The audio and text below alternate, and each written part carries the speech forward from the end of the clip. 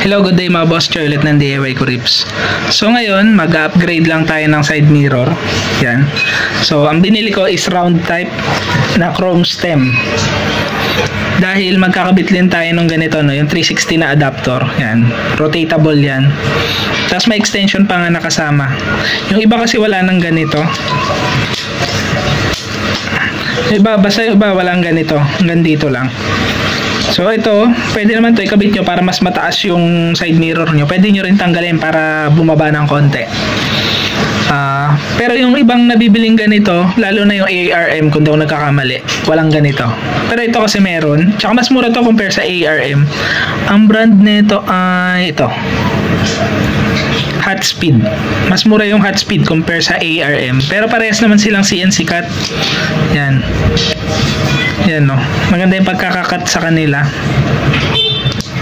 So, bago natin makabit ngayon to, no, kailangan muna natin putulin to. Yan. So, kung meron magtatanong sa inyo kung gaano kalayo dapat yung stem, so nasa inyo na yun, no? Nasa driving preference nyo kasi yun. Minsan kasi pagka mas matangkad yung nakaupo o kaya mas maliit yung nakaupo, nag-a-adjust yung view ng side mirror.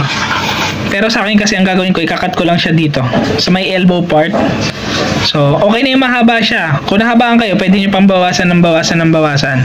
Pero pagka pinutulan nyo kasi siya na maiksi, tapos naiksian kayo, hindi nyo na pwedeng dagdagan. So, ang pinaka-safe pa rin is yung putulan mo siya nung mahaba pa yung matitira para pwede mo na mabawasan na unti-unti. Yan. So, ang gagawin ko, ikakat ko na muna to, tapos saka natin siya i-assemble. Di bali naputol na natin. Yan. Mainit. Yan. So, ang gagawin nyo ngayon, eto, papasok nyo dito. Tapos, yan o. Kailangan nyo lang ng allen.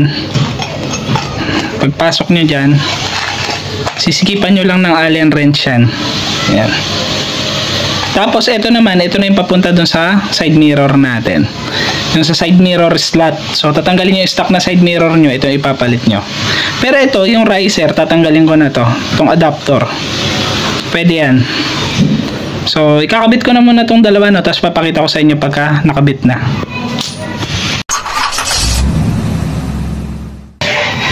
Bale, ito na, no? Nakabit na natin. Hinigpitan ko yung allen dito.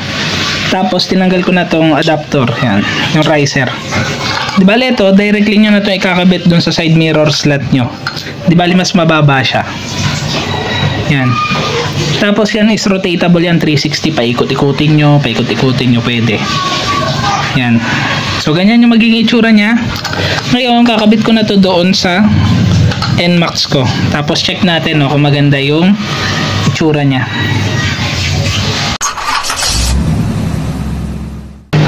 Di bale ito yung current na side mirror ko, no? Yan. So ito, nagagawa na ganyan, naiikot na ganito. Pero hindi mo nga lang to naiikot. Hindi mo rin naiangat baba. So kailangan panluwagan yung bolt dito. So ito yung ipapalit natin. Yan. So ang gagawin ko, baklasin ko na muna to. Tapos ito na yung kakabit natin. Yan. Sa kabila to, yan. Tapos tignan natin kung ano yung magiging itsura. Di bale ito, no, nakabit na natin.